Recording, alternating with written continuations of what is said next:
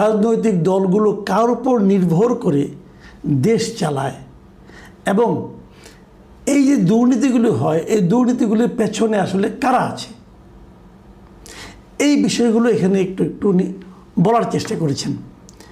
স্বাভাবিকভাবেই ওনারা যেহেতু ক্ষমতায় ছিলেন, ওনারা রাজনীতিবিদ ছিলেন, নিজেদের দোষ তো আর কেউ দেখবেন না, নিজেদেরকে বাঁচিয়ে কথা বলবেন। উনিও তাই করেছেন, কিন্তু তার মধ্য থেকেও আমি কিছু কিছু পয়েন্ট নিয়ে একটু কথা বলতে চাই।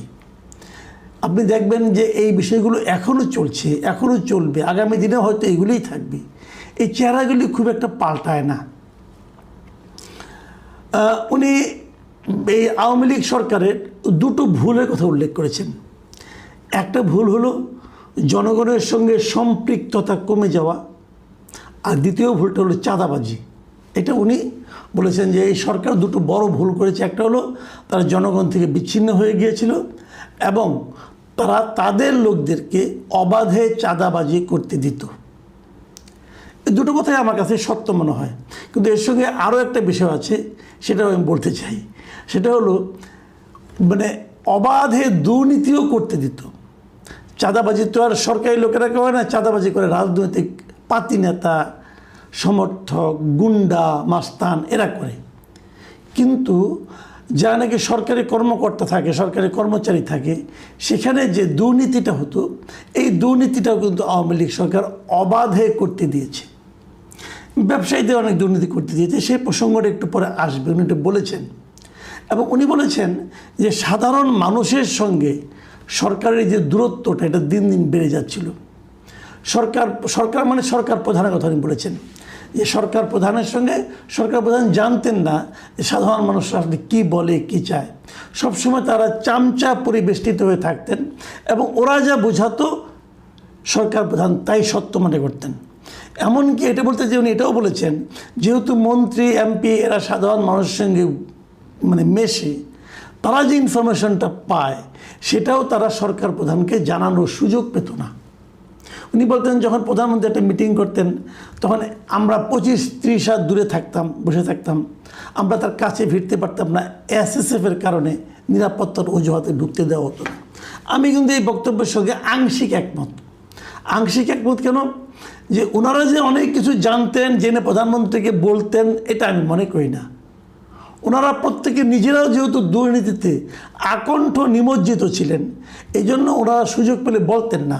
বরং যদি ওনারা কখনো প্রধানমন্ত্রীর কাছে যেতে পারতেন, নিজেদের দুর্নীতির পথটাকে আরও একটু প্রশস্ত করার চেষ্টা করতেন। তারা সবাই করাপ্টেড ছিলেন, কাজেই এই জায়গায় নিজেদেরকে সাধু বানানোর কোনো প্রয়োজন নাই। তবে বাস্তবতা হলো যে এসএসএফ যে তার কাছ থেকে সবাইকে দূরে রাখতো, এটা সত্য, এটা সবসময় সত্য। বেসিক্যালি এসএসএফ যে কাজটা করেন সব দেশেই আমি মনে করি, তারা যাকে ওনারা নিরাপত্তা দেন, যে শাসককে, যে ক্ষমতাধর ব্যক্তিকে, যে প্রধানমন্ত্রীকে অথবা প্রেসিডেন্টকে, তাদের মূল কাজ হলো এদেরকে জনগণ থেকে বিচ্ছিন্ন করে ফেলা। একটা বোঝানো যে জনগণ আপনার শত্রু, আপনাকে মেরে ফেলবে, আমরা আপনাকে বাঁচিয়ে রাখবো। তো এসএসএফ আসলে প্রয়োজনের সময় কোনো কাজে লাগে না। শেখ হাসিনা তো এসএসএফের জন্য আলাদা একটা বাহিনীর মতো বানিয়েছিলেন, ওনাকে বাঁচিয়েছিল কেউ? ওনার হয়ে কি একটা গুলিও ছুড়েছিল? এটা কখনো করে না। যা হোক, তবে একটা মনের শান্তি। তারা এভাবেই তাদেরকে বোঝায়, ক্ষমতাধরকে বোঝায় যে না হলে আপনি ঝামেলা পড়ে যাবেন। তো ওনারাও এটা এনজয় করেন, সেটা থাকেন। এবং এই যে চাঁদাবাজিটা, এটার একটু কোনো উদাহরণ দিয়েছেন যে সিলেট এয়ারপোর্টের কাজ করতে যেয়ে কী হয়েছে না হয়েছে, এবং চাঁদাবাজরাই শেষ পর্যন্ত এই কাজগুলি করতো। প্রথম থেকে চাঁদাবাজিরা ঠিকাদারদের কাছ থেকে চাঁদা তুলতো, এক পর্যায়ে চাঁদাবাজিরাই ঠিকাদারের কাজ করতো এবং সেখানে তারা অভিনব উপায়ে কাজকে ঝুলাই দিত।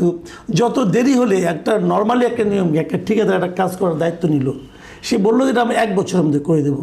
এখন 1 বছরের জায়গায় যদি 2 বছর লাগায়, যদি 1 বছরের কাজটা শেষ না করতে পারে, তাহলে তার ফাইন হবে না? তখন ফাইন হতো না, বরঞ্চ সেটা 2য় বছরে নিত। এই 2য় বছরের মধ্যে জিনিসপত্রের দাম বেড়ে গেছে, আমাকে টাকা আরও বাড়িয়ে দেন। এইভাবে তারা বাজেটটা বাড়াতো, এইগুলি করতো। এবং এটা আমার তো মনে হয় যে খুব জেনে শুনেই করতো। মোমেন সাহেব বলছেন যে পারলো না অথবা যে লোক দুর্নীতি করলো তাদের তো শাস্তি হওয়া উচিত ছিল, কিন্তু সেটা শাস্তি তো হতোই না, তারা বরং পুরস্কৃত হতো। এবং উনি ব্যাংকিং সেক্টরের কথা বলেছেন। এই ব্যাংকিং সেক্টরটা এটা হলো অত্যন্ত গুরুত্বপূর্ণ একটা বিষয়। যে উনি বলেছেন, আমি এটা ওনার ব্যাপারটা একটু পড়েই শোনাই। উনি বলেছেন ব্যাংকিং ক্ষেত্রে যে একটা নৈরাজ্য, ব্যাংকিংয়ে দুই একটা লোক লাভবান হচ্ছে, যারা এমন লোক এরা ব্যবসায়ী, আমি চিনি না ওদের, এরা আওয়ামী লীগের লোক না। যেমন নামটা শুনেন এস আলমের কাহিনী, এস আলম সাহেব কি একবার জাতীয় পার্টি, একবার বিএনপি, একবার জামাত, এইসব, উনি ব্যবসায়ী লোক। এই যে কথাটা উনি বলেছেন না, একটা চরম সত্য কথা। এস আলম আসলে কোনো পার্টি করতো না, সে সব পার্টিকে হাতে রাখতো, সে সব পার্টিকে টাকা দিত এবং টাকা দিয়ে সে তার ব্যবসাটা করতো। ব্যবসা কেমন ধরা যাক, সে 1 কোটি টাকা কামাই করলো, সে 10 টাকা দেবে এই পার্টিকে, অথবা মনে করেন 1000 টাকা দেবে এই পার্টিকে, 2000 টাকা দেবে ওই পার্টিকে, আর 1000 টাকা দেবে এই পার্টিকে, সব মিলে তো 4-5 হাজার টাকা খরচ, সে 1 কোটি টাকা নিয়ে চলে গেলো। এই ছিল এস আলমের, এবং টাকাটা নিয়ে এসে বিদেশে পাচার করে দিত। মানে একটা লোক দেশের কত বড় ক্ষতি করতে পারে তার জ্বলন্ত উদাহরণ হলো এই এস আলম। মানে আমার তো মনে হয় এই লোককে মানে 10-12 বার ফাঁসি দিলে পরেও এর পাপের কোনো প্রায়শ্চিত্ত হবে না। আওয়ামী লীগ সবচেয়ে বেশি দিন ছিল, এই জন্য সে আওয়ামী লীগের কাছ থেকে বেশি টাকা নিতে পেরেছে। সেই টাকার ভাগ দেয় নাই কে, তার টাকা পায় নাই কে?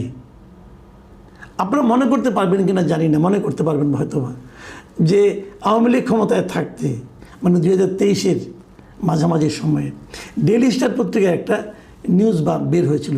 সেখানে বলা হয়েছিল যে $10 বিলিয়ন এস আলম সাহেব সিঙ্গাপুরে বিনিয়োগ করেছে বিভিন্ন ফ্যাক্টরি নামে, অমুক জায়গার নামে। এই টাকা সে সিঙ্গাপুরে কিভাবে নিল? বাংলাদেশ থেকে বিদেশের টাকা নেওয়ার কোনো সিস্টেম নাই। পারবেন ওই যে সরকারের কাছ থেকে আপনি কোনো পারমিশন নেন যে আমি ওই দেশে যেয়ে একটা ফ্যাক্টরি করব, ওই যে সরকার পারমিশন দেয় তাহলে যাবে, তা না হলে আপনি বিদেশ থেকে দেশে টাকা আনতে পারবেন, কিন্তু দেশ থেকে বিদেশে বড় অ্যামাউন্টের টাকা নিতে পারবেন না, এটি নিয়ম। তো উনি কী করে নিলেন, এই প্রশ্নটা ডেইলি স্টারের ওই রিপোর্টে করা হয়েছিল। সেই রিপোর্টে যদি এরকম রিপোর্ট হয় তাহলে নিয়মটা কি? এটা তদন্ত হবে না? এটা কোনো তদন্ত হয়নি, বরঞ্চ যাতে তদন্ত না হয় সেই মর্মে উচ্চ আদালত থেকে অর্ডার করা হয়েছিল যে তদন্ত করা যাবে না। এবং এক পর্যায়ে এমনও তারা চেয়েছিল যে এটা নিয়ে কোনো রিপোর্টও করা যাবে না। এই বাংলাদেশে এই জিনিস চলেছে। কিন্তু ইন্টারেস্টিং যে পয়েন্ট আমি বলতে চাচ্ছি, তখন যখন এই ধরনের একটা রিপোর্ট হয়, তখন কিন্তু এস আলমের বিরুদ্ধে একটা কথাও বাংলাদেশের কোনো বড় পলিটিক্যাল পার্টির সেন্ট্রাল থেকে মানে কেন্দ্রীয় নেতৃবৃন্দ করেন নাই, একটা মন্তব্য করেন নাই, একটা প্রতিবাদও করেন নাই, একটা নিন্দাও করেন নাই। সেই দিনই আমার বোঝা হয়ে গেছে বা এস আলমের টাকা সবাই পায়। আওয়ামী লীগও পাইতো তখন, বিএনপিও পাইতো, জামাতও পাইতো, সবাই পাইতো আমার ধারণা। কারণ না হলে এত বড় একটা রিপোর্ট হলো, কেউ একটাবার বললো না যে এস আলমের বিরুদ্ধে একটা শাস্তি নেওয়া হোক। এখনও কিন্তু বলে না, এখনও কিন্তু বলে না। এবং অনেকে অর্থনীতিবিদ এমনও বলেন, এই যে বর্তমান সরকারের আমলে ব্যাংকগুলোকে আবার পুরনো মালিকের কাছে ফেরত দেওয়ার যে নিয়মটা করা, আইনটা করা হয়েছে, এটা আসলে করাই হয়েছে এস আলমদের কথা ভেবে।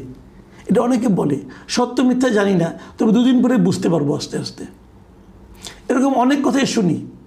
এস আলমের কোন ব্যবসার পার্টনার, তার ভাইয়ের কোনো এক ব্যবসার পার্টনারও নাকি মানে বাংলাদেশ ব্যাংকের ম্যানেজার, এখন যে গভর্নর, তার সঙ্গে সম্পর্কিত, এ ধরনের কথাও কিন্তু আমরা শুনতে পাই।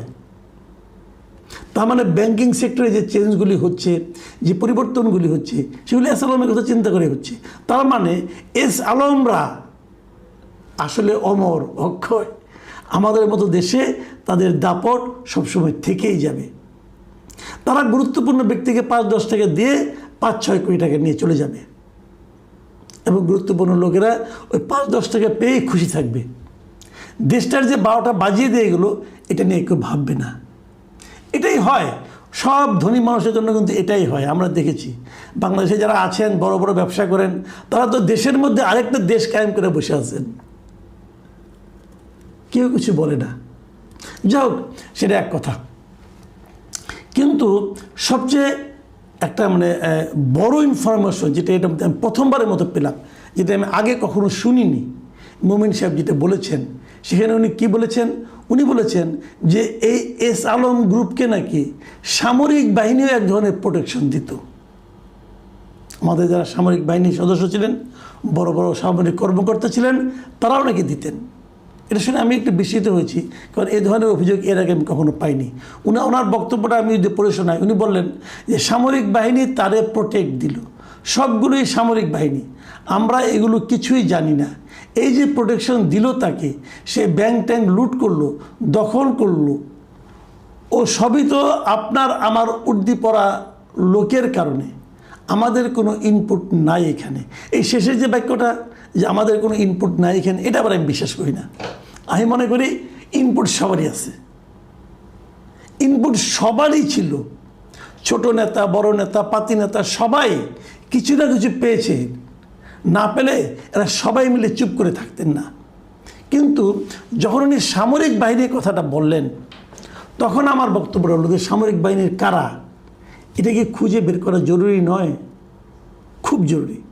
দেশের এরকম মহা ক্ষতি করতে সামরিক বাহিনীর কোন লোকগুলি অংশ নিল, সহায়তা করলো, আমি মনে করি সেটা কিন্তু খোঁজা উচিত।